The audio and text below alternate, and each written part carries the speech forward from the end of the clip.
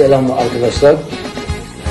Erol ve Asya Bericikoğlu'na Asya sünnet düğünü yapıyorlar.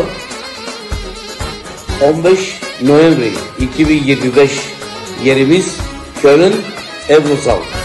Isım akraba, eş, dost, herkes davetlidir. Tabii ki farklı grup sizlerle olacak. Yerimiz Evrosal. 15 November 2025.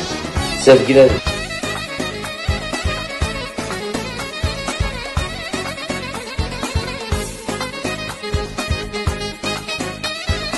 Sevgiler, От името на Ерол и неговата съпруга Асия канат всички гости на 15 ноември 2025 година.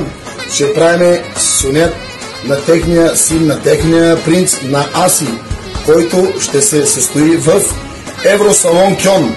Каним всички да се направим едно страхотно шоу. Ерол и Асия канат всички познати приятели да се забавляваме и се направим едно страхотно шоу. Аз, Алекс, иконата, ви очаквам да се забавлявам.